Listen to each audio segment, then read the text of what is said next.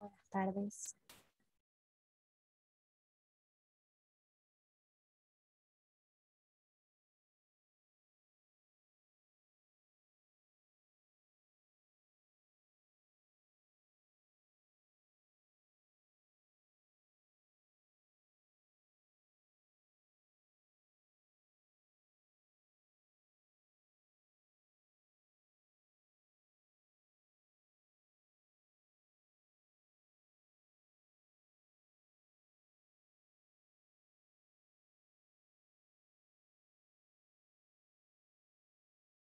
Profe, no se escucha si está hablando. Estaba muteado. ¿Me escuchás, Ailín, ahí? Sí, sí, ahí sí. Escucho, Bien. escucho. Sí. Hoy no puedo prender la cámara, pero estoy acá. Bien. Supongo que ya se van a estar conectando. Dale. Son -5. Esperamos 5 minutos. Dale, dale. ¿Sí? En 5 minutos vengo.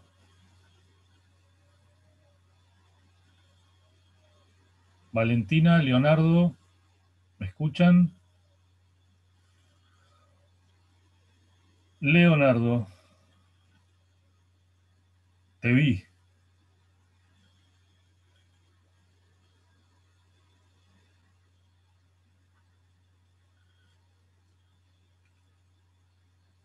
Hola, profe. Valentina, ¿cómo te va? ¿Todo bien? Bueno. Vengo en 5 minutos, ¿sí? 3 en punto.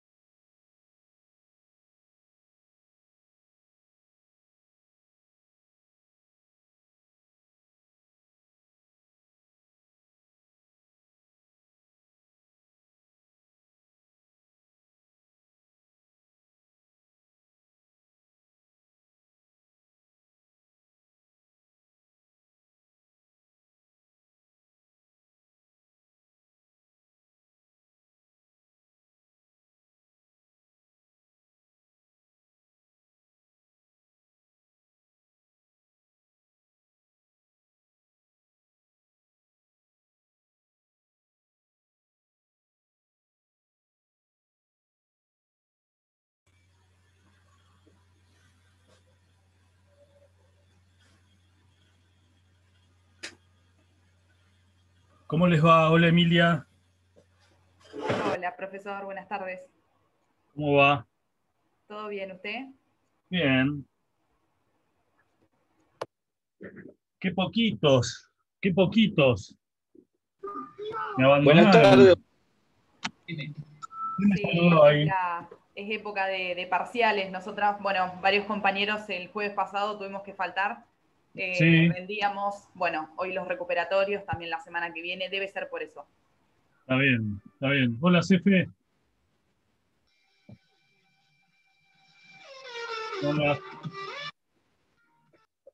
Bueno, entonces les voy a pedir, salvo a Aileen, me dijo que no podía prender la cámara. Perfecto, ya vi, soy el host.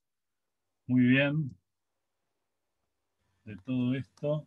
Se fue la Secretaría Académica, bien. Lo estamos grabando. Leandro, ¿cómo va? Leonardo, ¿cómo va? Hola, buenas tardes. Muy bien. Bueno, vamos a hacer una prueba tremenda. Vamos a ver si puedo compartir con ustedes un PowerPoint. ¿Está bien?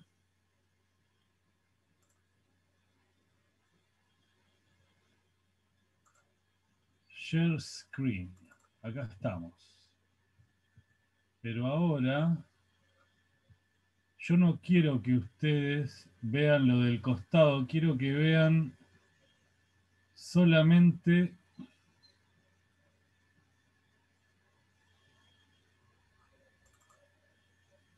cómo hacemos.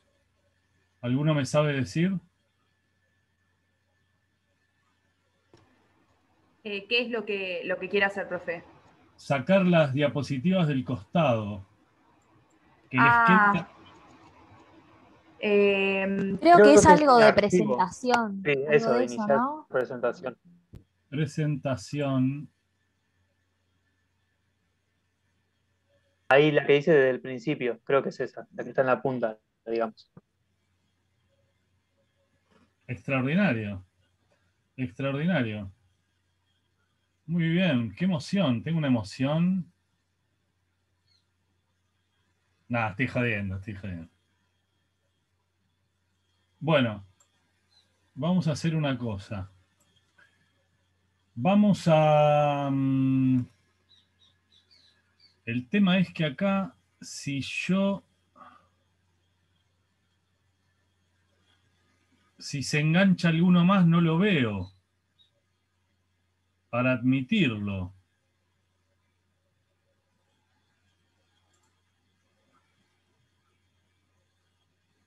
Qué macana, ¿no? Igualmente nosotros tenemos un grupo. Si alguno quiere entrar y no puede, avisa y alguno siempre mira el Perfecto. grupo. Y acá vamos a hacer así. A ver. 8. ¿Cómo 8? ¿Tengo alguno sin admitir? igual, No. profe, ¿tiene sala de espera la clase? Porque si no tiene sala de espera, puede entrar directamente. Sabés que no tengo ni idea porque esto lo maneja la Facu. No tengo ni idea. 8. ¿Éramos 8 recién? Yo no ¿Sí? quiero decir No, nada, pero pará. para mí no tiene sala de 6, espera. 8. Acá estamos. Victoria, prende la cámara. ¿Cómo te va? Bueno, va. Hola Victoria, ¿cómo te va? Hola, perdón, es que a veces se me corta porque acá arriba no me llega bien el wifi cuando prendo la cámara. Bien, Por eso.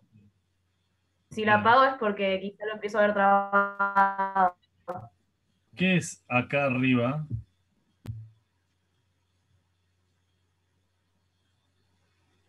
¿Acá arriba? No. Donde estoy ahora, en mi casa. Bien, bien. El piso, el piso. No, Bueno. no, en la parte de mi casa donde estoy. Está bien. Está bien, está bien. Che, bueno, si tienen un grupo, estén atentos por si alguno quiere entrar. Espérenme, espérenme.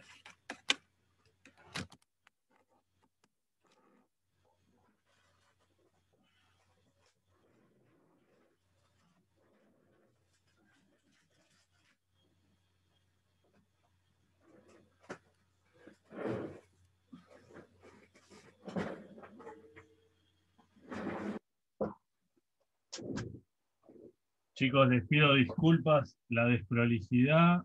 Si ustedes vieran lo que es esto, estoy rodeado de cables y de cosas.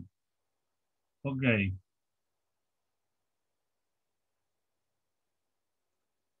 Ahí estamos. No, ahí no estamos. Acá estamos. Bueno, vamos a empezar a hablar entonces un poco.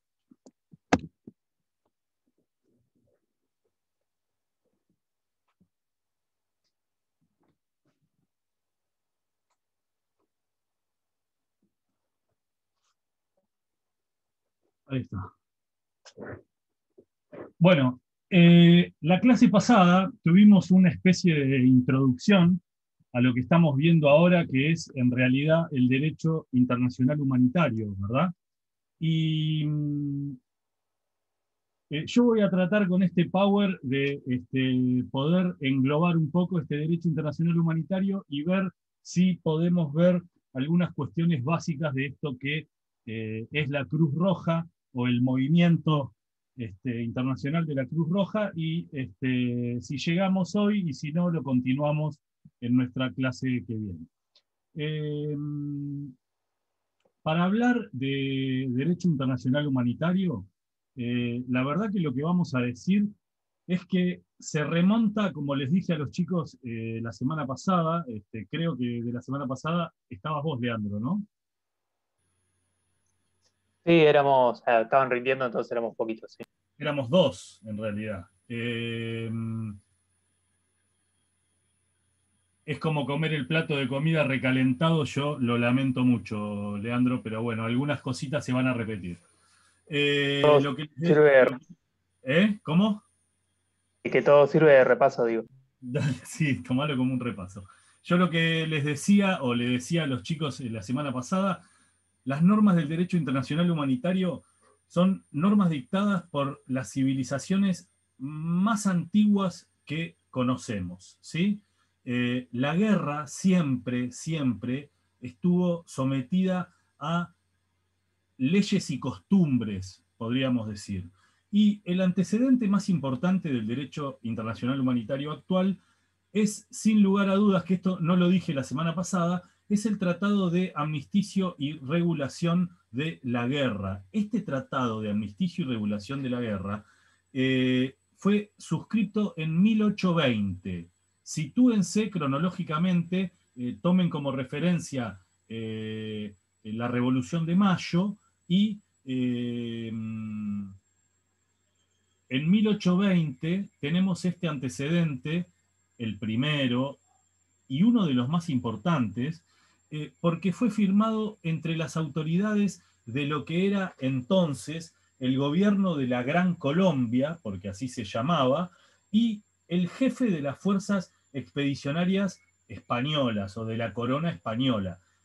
Piensen que estamos hablando en la época de la independencia de nuestro propio país, ¿sí? Esto se firmó en lo que es hoy la ciudad venezolana de Santa Ana de Trujillo, ¿sí? En el sur de Venezuela. Este acuerdo, como les dije recién, fue suscrito en el marco del conflicto de independencia, o sea, en el medio del proceso de independización de los países latinoamericanos, con relación, por supuesto, a la corona española.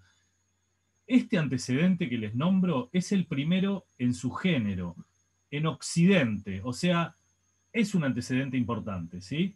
A partir de entonces, en el siglo XIX, los estados siempre han aceptado en conjunto, un conjunto de normas, regulaciones o normas basadas siempre en, no podemos decir otra cosa más que la amarga experiencia de la guerra o de los conflictos bélicos. Y se trata de mantener un cuidadoso equilibrio, podríamos decir, entre las cuestiones de carácter humanitario y las exigencias militares de los estados, ¿sí? En la medida en que ha crecido la comunidad internacional, ha aumentado el número de estados que han contribuido al desarrollo de este derecho internacional humanitario así como lo conocemos hoy. Actualmente, sin lugar a dudas, este derecho internacional humanitario lo podemos y lo debemos considerar como un derecho verdaderamente universal, sin lugar a dudas. Oh, el dedo va rapidísimo. Antes de ir a las diferencias concretas entre derecho internacional humanitario y derechos humanos, porque acá siempre vamos a hablar del derecho internacional de los derechos humanos, pero vamos a referirnos a derechos humanos en general. Ustedes saben que en esta materia todo lo que vemos y cualquier concepto que compartimos siempre es en el ámbito o en el marco del derecho internacional y en esta materia del derecho internacional público. Lo que les decía era que antes de ir a esas referencias, a esas diferencias en particular, el derecho internacional humanitario distingue, chicos, esto puede ser una pregunta de examen, entre el conflicto armado internacional y el conflicto armado que no tiene carácter internacional, o sea, podríamos decir interno, ¿sí? En los conflictos armados internacionales se enfrentan como mínimo, dos estados. En los conflictos armados que no tienen, bueno, perdón, una aclaración, un paréntesis acá. En estos conflictos se deben observar muchas normas que están incluidas o que figuran en los convenios de Ginebra y en el protocolo 1. Ahora vamos a ir ahí, pero lo quiero dejar dicho acá.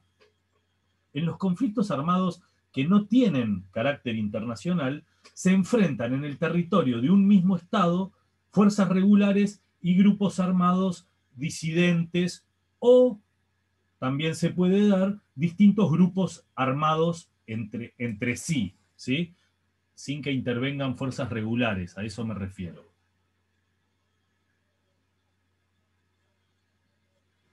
En estos conflictos armados se aplica una serie más limitada de normas. Estoy hablando de los que no son internacionales. En particular, las disposiciones del artículo 3, que es común a los 4 convenios de Ginebra y a uno de los protocolos adicionales, al protocolo 2, pero no importa. Me interesa que les quede grabado que es común a los 4 protocolos de Ginebra, ¿sí? Ahora sí es importante, de alguna manera, hacer una distinción entre lo que es el derecho internacional humanitario y el derecho de los derechos humanos, como lo ven ahí en la pantalla. Aunque algunas de las normas de estas dos ramas del derecho, porque son dos ramas separadas, se han desarrollado por separado y figuran en cuerpos normativos también separados, ¿sí?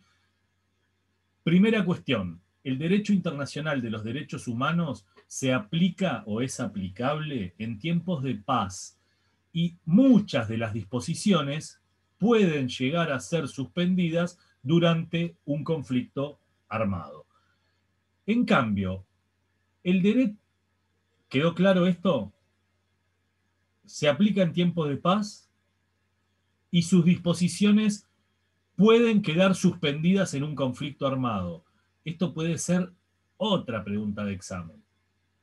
En cambio, el derecho internacional humanitario, podríamos decir, cubre básicamente dos ámbitos. Por un lado, la protección de las personas que no participan en las hostilidades bélicas. Y por otro lado, una serie de restricciones a los medios de guerra, especialmente lo que tiene que ver con las armas, con los métodos de guerra, con ciertas tácticas militares. Y yo no me acuerdo, Leandro, si lo dije el otro día, pero para que ustedes se den una idea en un conflicto armado, qué es lo que puede pasar, que era una táctica utilizada por los alemanes en la Segunda Guerra Mundial, que era vestirse con el uniforme del enemigo. Entonces, ustedes piensen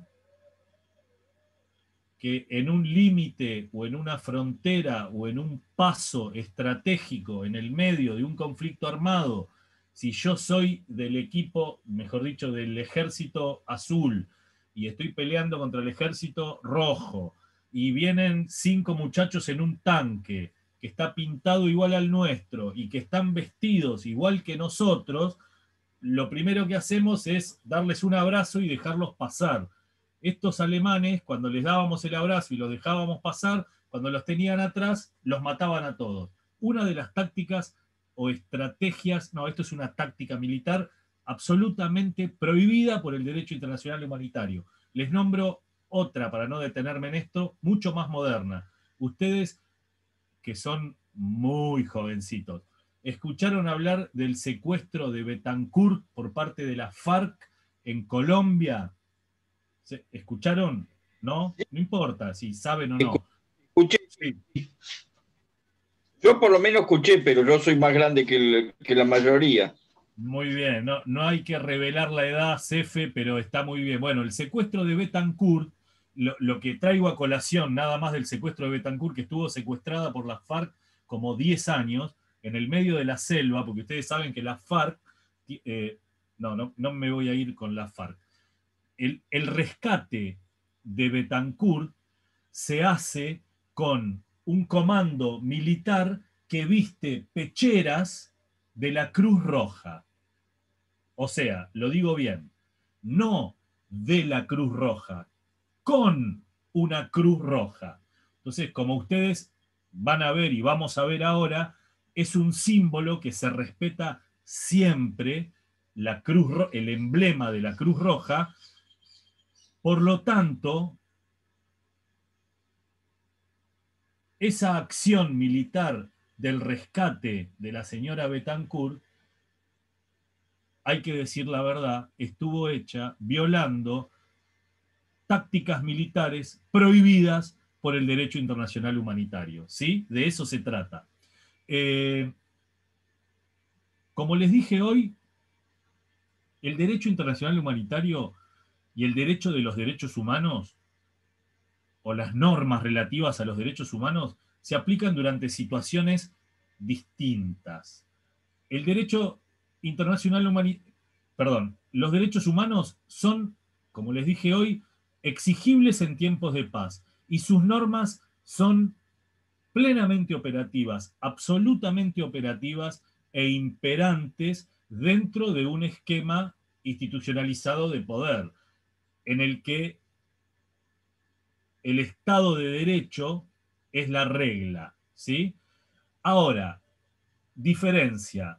El derecho internacional humanitario se aplica durante conflictos armados, tanto de carácter interno como de carácter internacional. Y por eso decimos, o ustedes lo van a leer, o muchos internacionalistas lo afirman, que el derecho internacional humanitario es, en esencia, un derecho de excepción.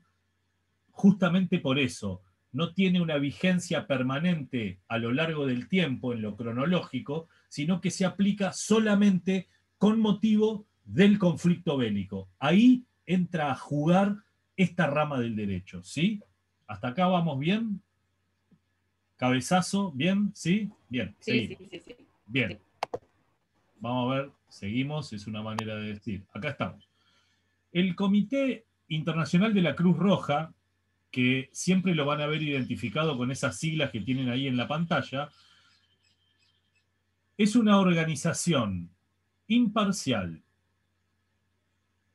políticamente neutral, que tiene la misión exclusivamente humanitaria, sin lugar a duda, de proteger la vida y la dignidad, no solo de las víctimas de los conflictos armados o de las víctimas de la violencia interna, sino también de prestarles asistencia, ¿sí? Por eso van a ver siempre en un conflicto armado algún edificio, alguna camioneta, alguna carpa, algún hospital. Generalmente en los hospitales y edificios se pinta en el techo la Cruz Roja para que pueda ser identificado por las fuerzas aéreas y demás.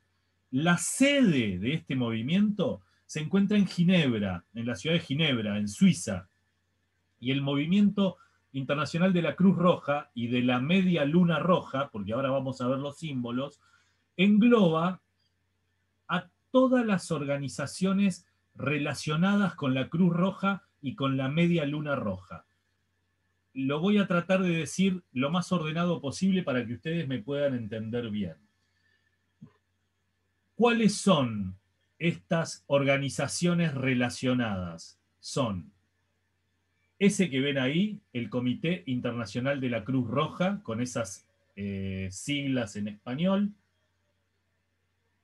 la Federación Internacional de Sociedades de la Cruz Roja y de la Media Luna Roja, y ahí la sigla es FICR en vez de Comité Federación, las Sociedades Nacionales de la Cruz Roja y de la Media Luna Roja,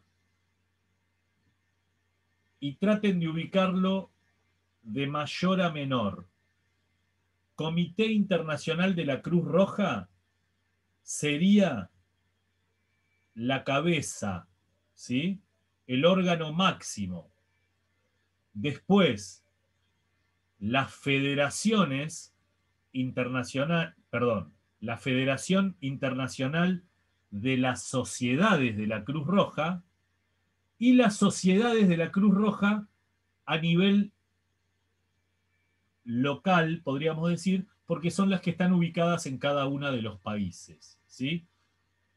La principal función en los conflictos armados de este organismo es dirigir y coordinar las actividades de socorro tanto del movimiento internacional de la Cruz Roja como de la Media Luna Roja, que ahora vamos a ver por qué dividimos uno y otro. Tiene que ver básicamente con Occidente y Oriente. Además, esta organización procura de alguna manera prevenir el sufrimiento mediante la promoción y el fortalecimiento, podríamos decir, no solo de los principios humanitarios universales, sino el fortalecimiento del derecho a esta rama del derecho en particular. ¿Qué quiero decir? Se dictan cursos de promoción, se hacen campañas mundiales para las escuelas primarias, campañas internacionales para las escuelas secundarias y demás en cuanto a promoción y difusión del derecho internacional humanitario y de los principios humanitarios que rigen a la institución, ¿sí? El Comité Internacional de la Cruz Roja fue fundado en el año 1863.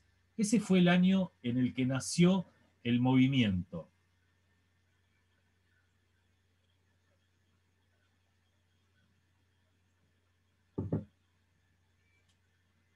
Perdón, me tomo un té caliente porque si no, dentro de 10 minutos no tengo más voz. Este movimiento nace por la acción de un señor que era suizo, se llamaba Henry Dunant.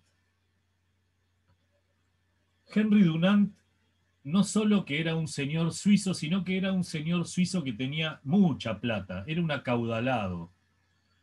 Se encontraba realizando un viaje de negocios en Argelia, esto es el norte de África. Al momento de regresar a Suiza, lo hace a través de Italia. Cuando está cruzando Italia para llegar a su país, en el norte de Italia, se encuentra muy cerca de la localidad de Solferino, el mismo día que se produce en Solferino lo que se conoce como la batalla de Solferino, en el que intervinieron el ejército austríaco, el ejército francés y parte del ejército piamontés. La batalla de Solferino duró un solo día.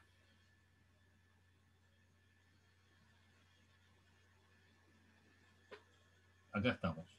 Duró un solo día. Al anochecer de ese día, quedaron en el campo de batalla de Solferino. Esto fue en el año 1859. o 58, no me acuerdo. Quedaron en el campo de batalla, se estima, 40.000 o más de 40.000 hombres, podríamos decir, abandonados a su suerte. Dunant lo que asistió, lo que vio, fue cómo se morían estos combatientes sin recibir ningún tipo de asistencia médica. Entonces, lo que decidió en ese momento fue ir a buscar a la gente de los pueblos, de las comunidades más cercanas, para invitarlos a que lo ayuden a socorrer a los heridos del campo de batalla. Convenció a un montón de personas, de las cuales más del 90% eran mujeres, porque los hombres estaban todos combatiendo en alguno de los ejércitos de los que formaban parte. Y con estas mujeres, y bajo el lema Tutti Fratelli, significa todos hermanos, que era un lema que tenían las mujeres de una ciudad que queda muy cerca ahí, que se llama Castiglione. Esto es en Mantua, en el norte de Italia. Bajo ese lema se pusieron a ayudar a todos los heridos. Henry Dunant había quedado realmente impresionado de lo que había visto. Con las imágenes, esas imágenes le llevaron a concebir todo tipo de forma para poder paliar cualquier situación parecida, y 3 años después, Dunant publica un libro que titula Recuerdos de Solferino. En este libro, lo que plantea en realidad es la piedra, ¿cómo se dice? Cuando se planta la primera piedra, bueno, la piedra, el primer ladrillo de la construcción de lo que años después se iba a transformar en... ¿Perdón? La piedra basal. La piedra basal, Seferino, muy bien. De lo que años después sería la organización o el movimiento internacional de la Cruz Roja. Desde un primer momento, Dunant concibió a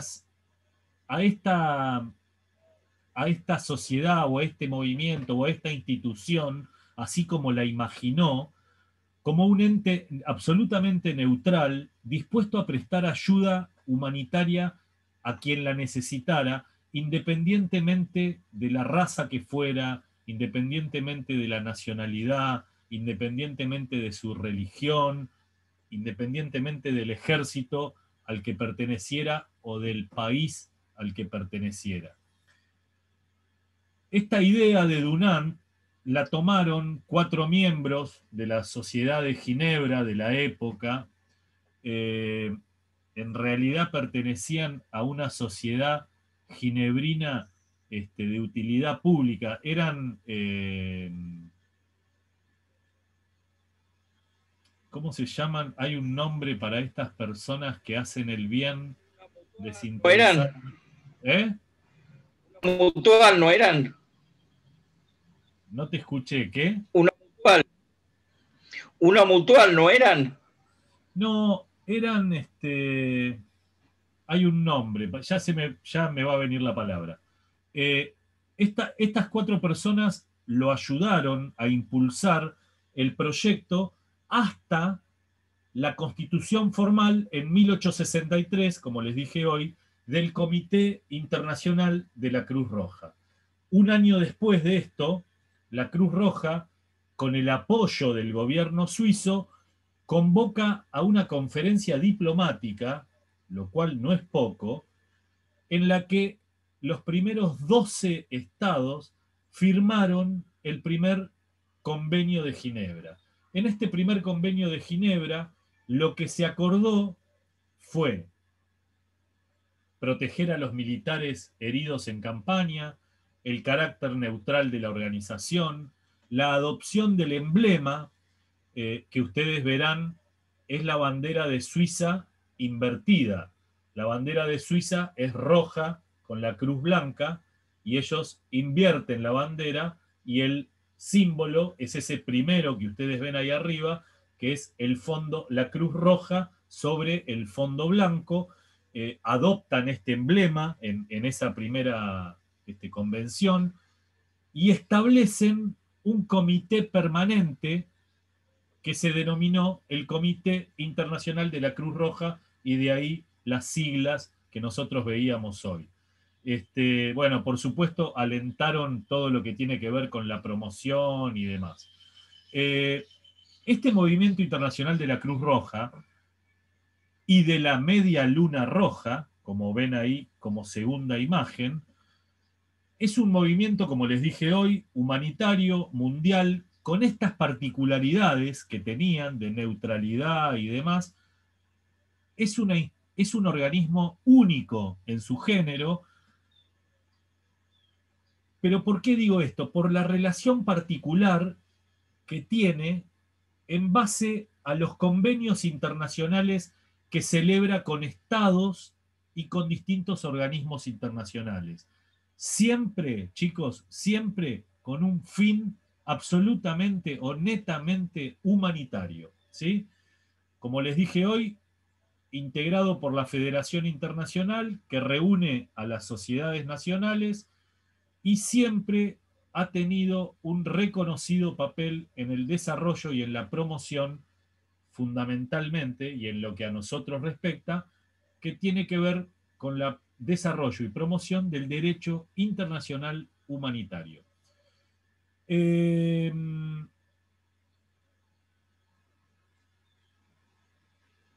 La Cruz Roja, que es el emblema original del movimiento, fue el primer símbolo. Pero ¿qué pasó? Ese emblema, reconocido de manera oficial por muchos países de la comunidad internacional, siempre desarrolló sus tareas en territorios muy hostiles, en el medio de desastres naturales o en el medio de conflictos bélicos. Pero lo que ocurrió fue que al tomar intervención en algunos países de Oriente, el símbolo causó mucho rechazo. ¿Y a qué viene esto? Esto tiene que ver fundamentalmente con la época de las cruzadas, con el significado religioso que tiene para los habitantes de Oriente una cruz roja sobre un fondo blanco. ¿Por qué digo esto? Porque los cruzados, que son los guerreros o los soldados que llevaron adelante verdaderas masacres en nombre de la Iglesia Católica, y sobre todo en territorios no católicos, como eran la mayoría de los territorios musulmanes de Oriente, que hoy conocemos como Oriente. Como les dije hoy, el símbolo provocó un profundo rechazo, por lo cual hubo que implementar de alguna manera otro símbolo que ayudara a atraer a la gente, sobre todo para que traigan a los heridos y demás, y no presentar un símbolo que cause un rechazo. Es así como nace la media luna roja. Este emblema de la media luna roja se utilizó por primera vez en un conflicto armado entre Rusia y Turquía, ¿sí? Entre el Imperio Otomano, en realidad, en esa época, y lo que era en aquel momento la Rusia. El Imperio Otomano aunque respetaba el símbolo de la Cruz Roja, siempre consideró que hería profundas susceptibilidades de cualquier persona que fuera musulmán. Entonces, de ahí que se adopta en Oriente el símbolo de la Cruz Roja. Y si ven alguna vez alguna imagen de cualquier conflicto bélico que se esté llevando a cabo en el mundo hoy, porque el mundo está lleno de conflictos bélicos, van a ver, por ejemplo, camionetas tipo ambulancias que llevan el emblema de la Cruz Roja y al lado el emblema de la Media Luna Roja, ¿sí? Los dos juntos, uno al lado del otro. En el año, ya en este siglo, en el año 2005, y en respuesta de alguna manera a una presión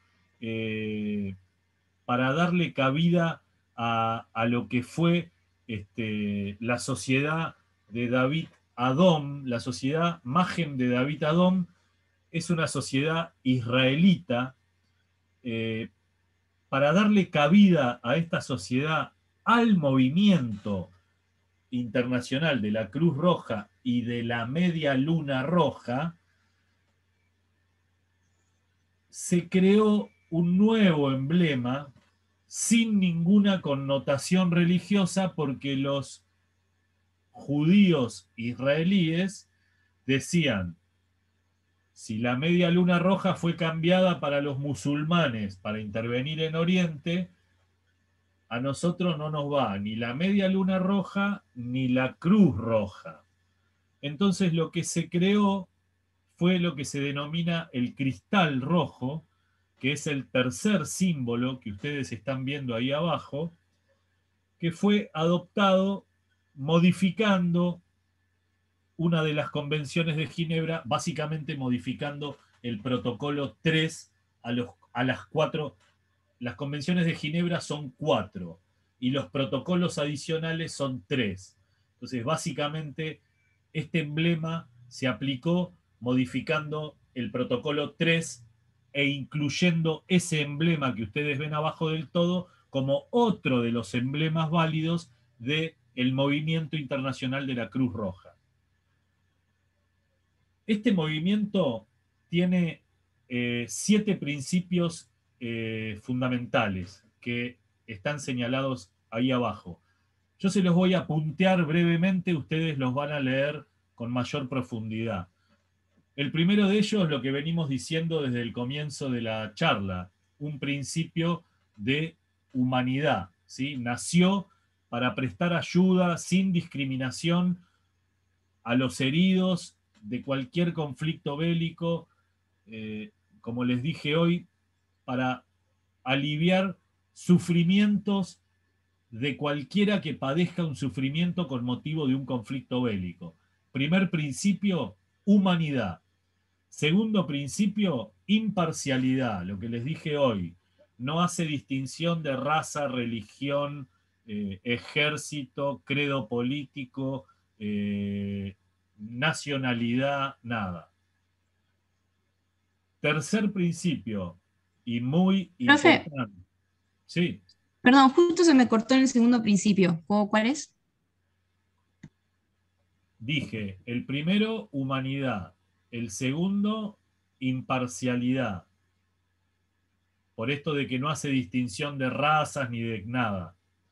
El tercero, y muy importante, neutralidad.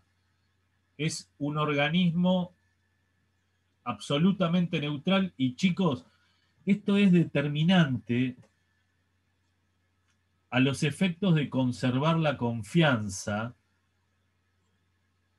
de cualquiera en cualquier lugar, y sobre todo porque los conflictos bélicos generalmente están relacionados a controversias o, valga la redundancia, a conflictos propiamente dicho, que ustedes piensen, siempre tienen o un origen político, o un origen racial, o un origen religioso, o un origen ideológico que estaría abarcado por lo político. Por eso es imprescindible, para poder tener la confianza de todos en cualquier lado del planeta, este principio de neutralidad que conserva este movimiento internacional, ¿sí? Por supuesto, el principio de independencia es otro, el movimiento es absolutamente independiente, es en realidad un auxiliar de los poderes públicos en su tarea humanitaria, y por supuesto se somete siempre a las leyes que rigen en cada uno de los países en donde se encuentran interviniendo, ¿verdad? Sin embargo, o mejor dicho, siempre conservando su autonomía, ¿sí? Y el respeto de sus propios principios, ¿sí? Bueno, otro de los principios es el voluntariado, es un movimiento de socorro voluntario y por supuesto absolutamente desinteresado, esto no tiene fines de lucro. Otro de los principios es la unidad. ¿Qué quiero decir con esto?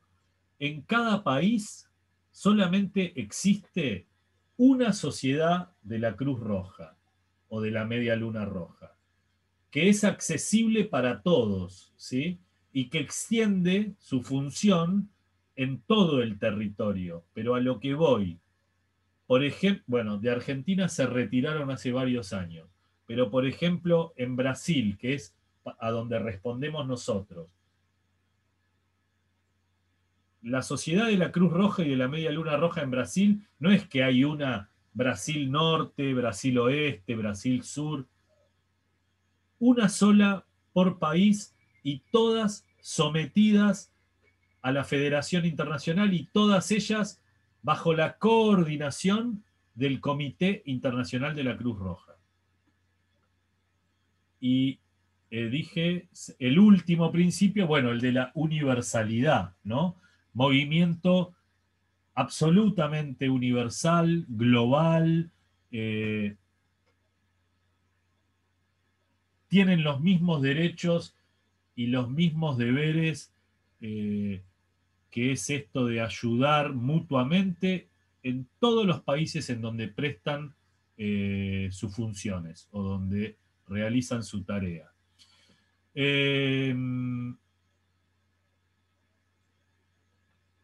Hasta acá, Cruz Roja. ¿Se entendió? ¿Sí? Sí. Bien. Sí, sí, sí. Se Digo, entendió. Sí, vamos bien. Bien. Vamos a ver.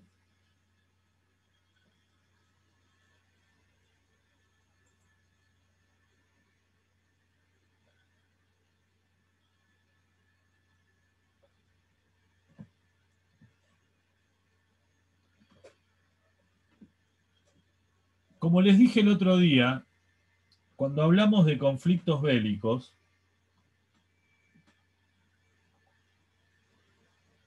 generalmente hablamos del derecho de La Haya y del derecho de Ginebra.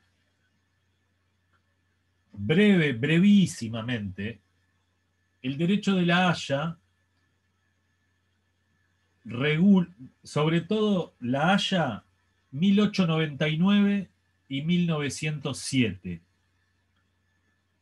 La Haya se encarga de regular básicamente todo lo que tiene que ver con los medios que se emplean en la guerra. Esto es, con las armas y demás. El derecho de Ginebra se enfoca en la protección de las personas, ¿sí? Así como les dije de La Haya 1899-1907, las convenciones de Ginebra son 4.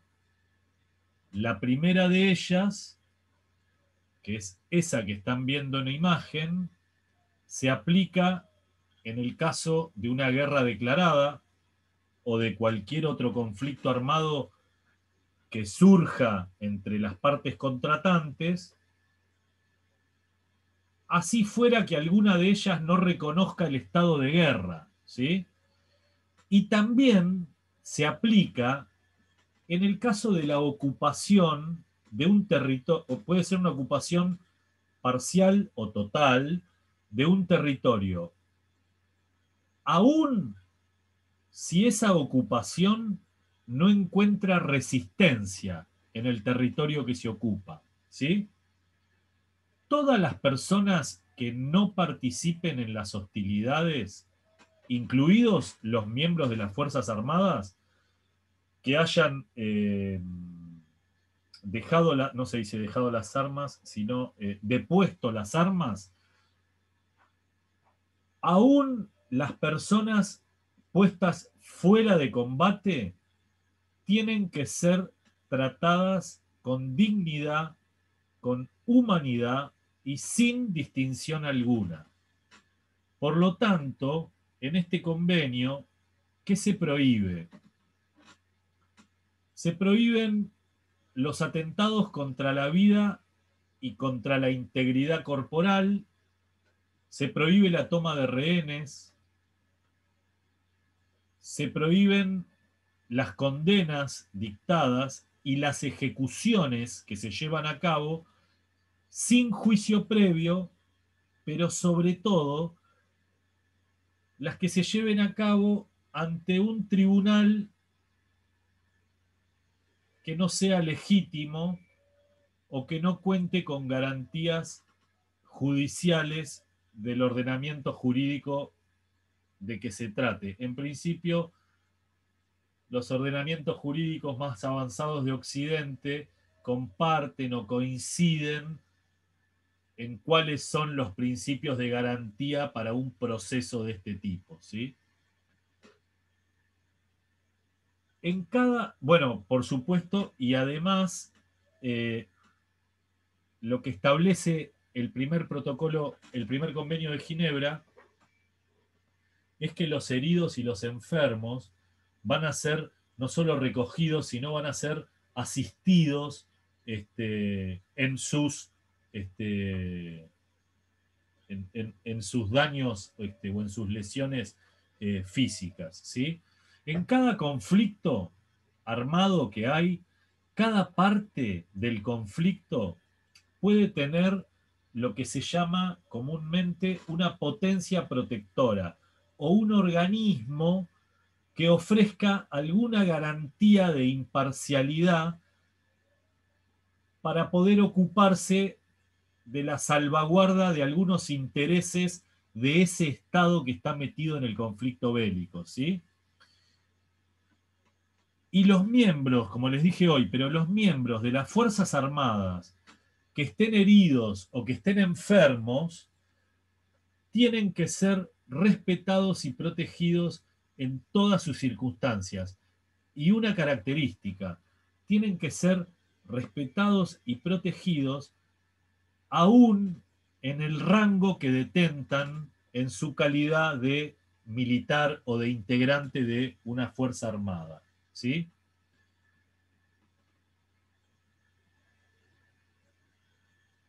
Este segundo tratado, que tiene normas muy similares a las del primero, pero se refiere, como ustedes están seguramente leyendo ahí, a los miembros de las fuerzas navales y a los náufragos, ¿sí? Esas personas que quedan a la deriva una vez que el buque es hundido. Legisla, además, esta convención sobre las garantías de los barcos hospitales y de los barcos que son llamados como transportes sanitarios. ¿Vieron? En el conflicto de Malvinas, por ejemplo, los ingleses mandaron un buque que se llamaba el Canberra.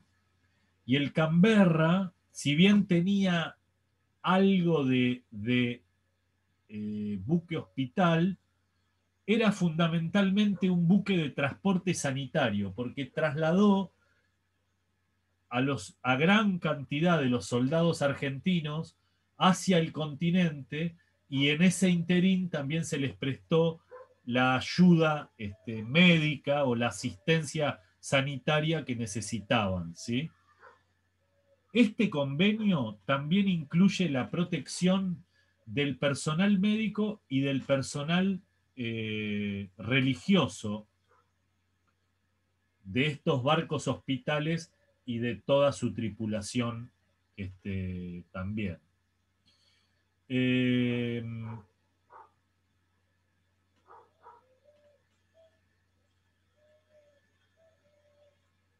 Este tercer convenio de Ginebra, que ahí tienen el título,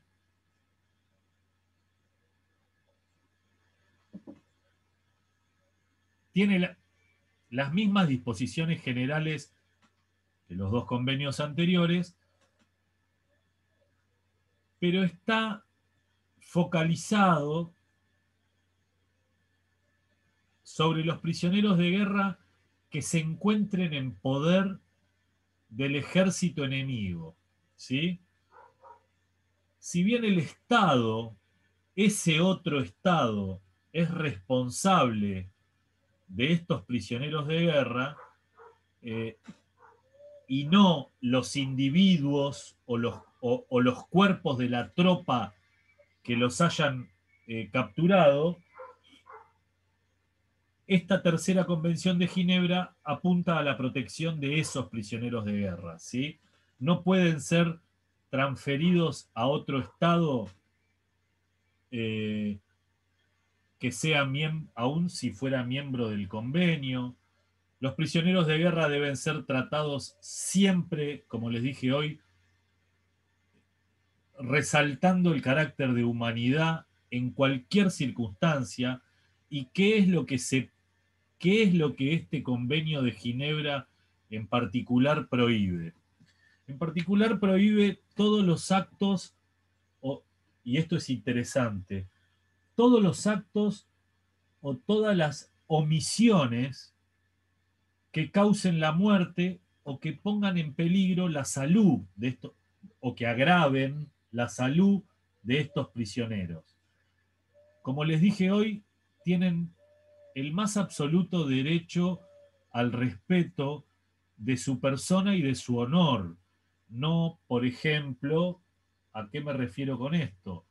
No están obligados a declarar más que sus datos personales y su número de matrícula, salvo las armas, tienen el derecho de guardar o de conservar sus efectos personales. Siempre que sean evacuados de alguna zona, tienen que ser evacuados con humanidad, y fundamentalmente, si son evacuados, tienen que ser evacuados lejos de la zona de combate o de lo que se denomina el teatro de operaciones, justamente para evitarles que sigan corriendo peligro en sus vidas, ¿no? Pueden ser internados en un campamento dentro del territorio del Estado, siempre con todas las garantías de higiene y de salubridad. Y este convenio también legisla sobre el alojamiento, sobre la alimentación, sobre la vestimenta, que se les tiene que brindar justamente, y sobre todo en cuanto a la higiene, que se les tiene que brindar justamente a los prisioneros de guerra, ¿sí? Por ejemplo, el personal sanitario y el personal religioso, si es que hubiera, van a detentar, como les dije hoy, su rango y su condición para asistir a los prisioneros, y no van a ser considerados prisioneros de guerra, porque tienen que contar con todas las facilidades para prestar la asistencia médica o la asistencia religiosa o el auxilio religioso que habitualmente llevan a cabo en el ejército del que forman parte, ¿sí? Y los oficiales que son tomados prisioneros van a ser tratados con las consideraciones del grado que detentan dentro de su ejército propio, ¿sí? Con las consideraciones de grado y de la edad que detentan, que este es otro detalle importante, ¿sí?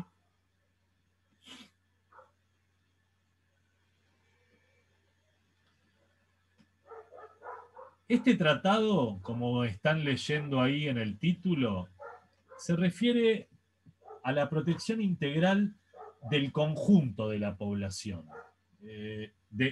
Siempre estoy hablando del conjunto de la población en el lugar del conflicto armado, ¿sí? Sin distinción alguna, como les vengo diciendo desde hoy, y a la protección de ¿qué? A la protección de cualquier efecto que pueda tener el conflicto armado sobre sus vidas, ¿sí?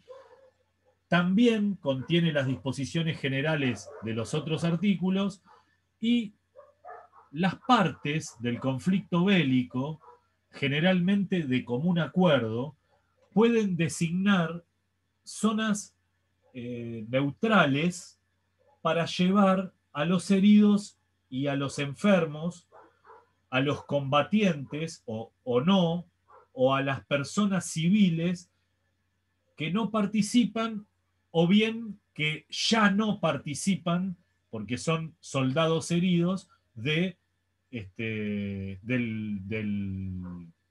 las hostilidades que se estaban llevando a cabo, ¿sí?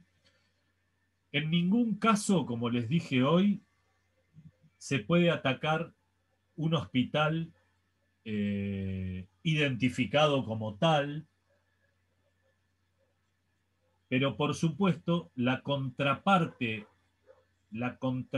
de este derecho es que los hospitales de campaña o los hospitales que se instalan en las ciudades o que se utilizan de las ciudades tienen como contraparte la obligación de que nunca pueden llevar a cabo algún tipo de actividad que pueda ser perjudicial para el ejército contrario, ¿se entiende? O sea, se tienen que abstener de efectuar cualquier acto que pueda ser contrario al otro ejército, ¿sí? No por ser hospital y como sé que no me van a atacar y no me van a bombardear, bueno, repartimos las armas desde acá, desde la puerta del hospital. Eso también está prohibido.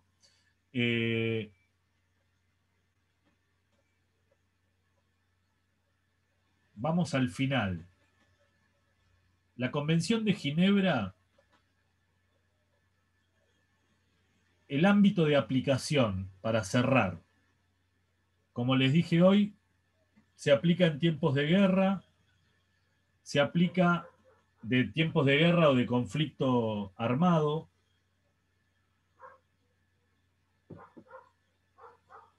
Y los detalles de la aplicación del Convenio de Ginebra los van a encontrar ustedes, porque los van a leer ustedes, expuestos en los artículos que se denominan los artículos comunes, artículos 2 y 3 comunes a los 4 convenios de Ginebra. Cuando se aplica, porque esto trajo algunos problemas, cuando se aplica la convención, algunos gobiernos deben perder cierto grado de soberanía, podríamos decir, para cumplir con esta normativa internacional. Estas leyes pueden no ser completamente armoniosas con la constitución del Estado de que se trate, o en algunos casos con algunos valores culturales y demás. A pesar de las ventajas que ofrece las convenciones de Ginebra en general a los individuos, las presiones políticas pueden causar o han causado alguna vez que los gobiernos se muestren un poco reacios a aceptar las responsabilidades que les cabe al momento de aplicar estas convenciones, ¿sí? El artículo 2, común a los convenios de Ginebra, se aplica para todos los casos de conflictos entre varios países mientras haya, así sea, uno solo que haya ratificado la convención. Por eso habitualmente se dice que la convención se aplica en todos los casos en los que los países firmantes hagan una declaración de guerra, porque ustedes saben que la guerra empieza con una declaración de guerra. De hecho, la declaración de guerra es una declaración formal, es un documento que proviene de un Estado dirigido hacia otro Estado, en donde el primer Estado le declara lo que se denomina el inicio de las hostilidades, ¿sí? Formalmente es una declaración de estado de guerra y puede estar refrendado por el gobernante de turno, por el representante de los poderes del Estado, puede estar representado, firmado por el representante presidente de una Cámara de Senadores de un Congreso, porque muchas veces el primer mandatario con motivo del conflicto bélico no está, o fue muerto, o está exiliado, y demás.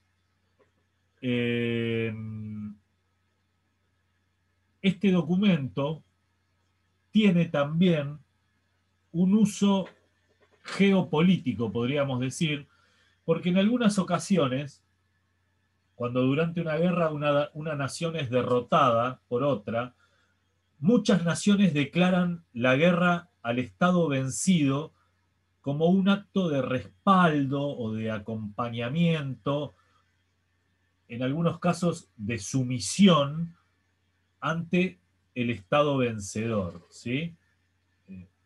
Para citar un triste antecedente, podemos hablar del caso de Argentina y de Chile, por ejemplo, que en el año 1945 declararon la guerra a Alemania y a Japón cuando faltaban 10 minutos para que la Segunda Guerra Mundial termine, ¿no?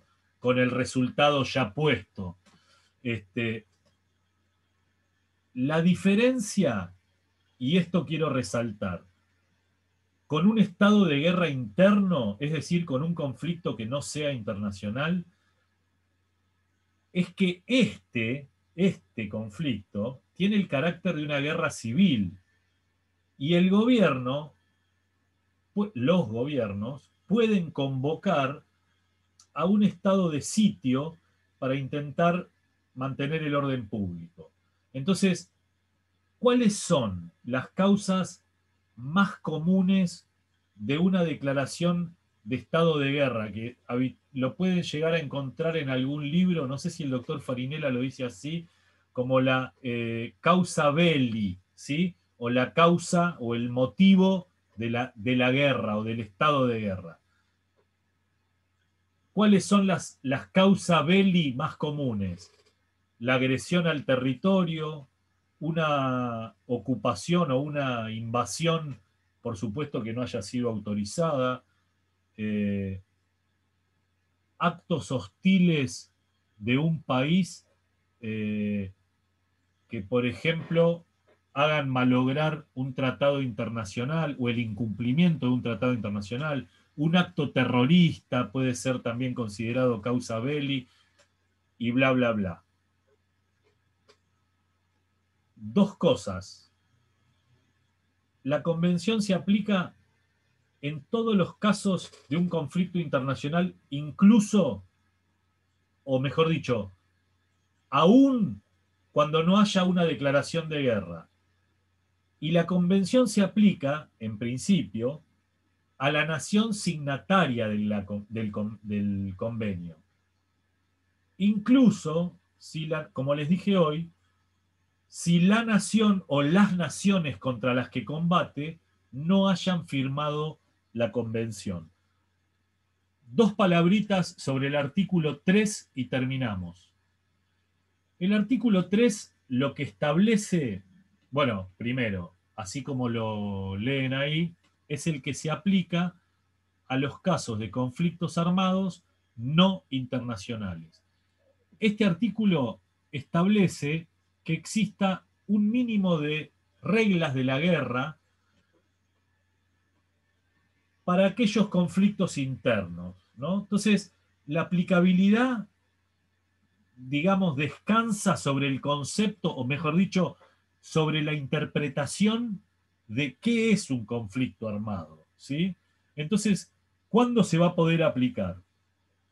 Se va a poder aplicar en el caso de un conflicto entre un gobierno y fuerzas rebeldes, o entre un conflicto entre 2 fuerzas rebeldes entre sí,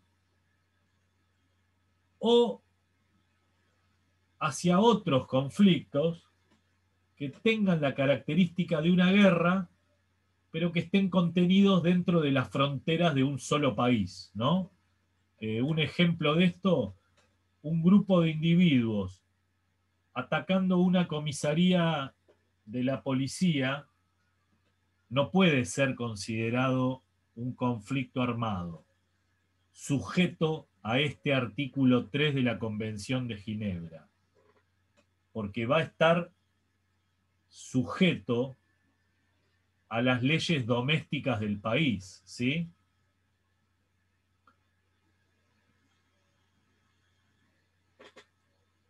Eso es más o menos lo más importante del artículo 3 que ustedes van a leer del manual de la cátedra en todo el capítulo.